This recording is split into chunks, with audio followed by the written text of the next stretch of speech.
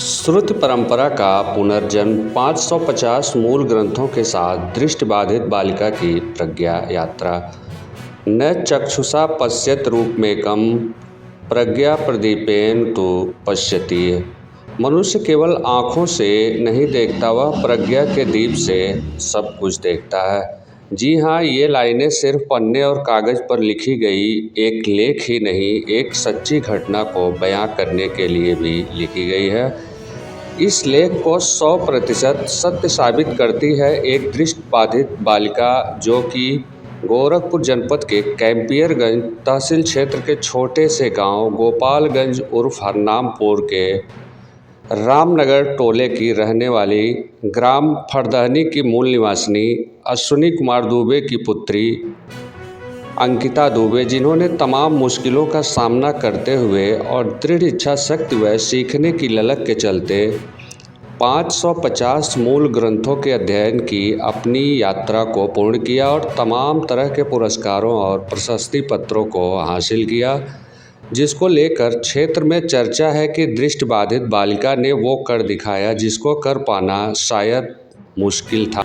अंकिता दुबे ने अपने ज्ञान के संचय के बारे में बताते हुए कहा कि उन्होंने विद्यार्थी जीवन में अब तक 550 से अधिक पुस्तकों का अध्ययन किया है। इसमें कक्षा 6 से 12वीं तक की NCERT की सभी विषयों के साथ साथ हिंदू सनातन धर्म के ऋषियों के चिंतन वाली लगभग 250 मूल पुस्तकें शामिल हैं। उन्होंने बताया कि श्रद्धेय बाबा हमेशा कहते थे कि ज्ञान के लिए मूल ग्रंथों को पढ़ो, केवल भाष्यों पर निर्भर मत रहो। इसी सीख को गांठ बांधकर उन्होंने वाल्मीकि रामायण, महाभारत, उपनिषद, वेदांत दर्शन, व्याकरण और संगीत के मूल स्वरूप को आत्मसात किया। बालिका ने अपने इस दुर्गम राह को कैसे आसान बनाया और शुद्ध परंपरा को कैसे आगे बढ़ाया, बताते हुए कहा कि मेरी यह अकेले की यात्रा नहीं है, यह उन महान विभूतियों के आशीर्वाद का फल है जिन्होंने मुझे घंटों पढ़कर सुनाया और मुझे एक रट्टू तोता बनाने की बजाय एक गंभीर चिंतक के रूप में गढ़ा। उन्होंने बताया कि उनके पिता से अश्विनी कुमार दुबे से उन्होंने अंग्रेजी विषय की शिक्षा प्राप्त की और पिता के मार्गदर्शन से बालिका अंकिता दुबे ने शैक्षिक आधार को वैश्विक दृष्टि प्रदान की।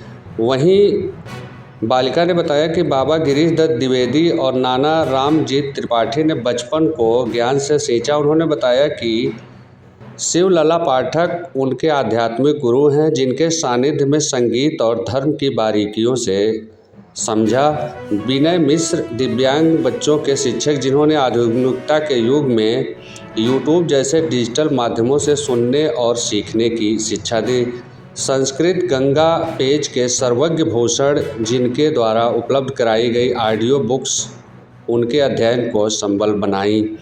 आगे उन्होंने रेडियो से DDU यूनिवर्सिटी तक के सफ़र के बारे में बताते हुए कहा कि इस अध्ययन पद्धति की शुरुआत उस रेडियो से हुई थी जिसे उनके बाबा भक्ति गीत और समाचार सुनने के लिए बजाते थे। कालांतर में यह रुचि बढ़ती गई। हाई स्कूल और इंटर के शिक्षकों, बापू स्नातकोत्तर महाविद्यालय पीपीगंज के प्राध्यापकों और वर्तमान में विश्वविद्यालय के संस्कृत विभाग के गुरुजनों ने उनकी मेधा को निखारने में काफ़ी दिव्य भूमिका निभाई है। उन्होंने एक विनम्र संदेश दिया कि दृष्टिबाधित होना बालिका के लिए कभी परेशानी का सबब नहीं बना, क्योंकि उन्हें सुनने वाले और समझने वाले महान व्यक्तित्व मिलते रहे।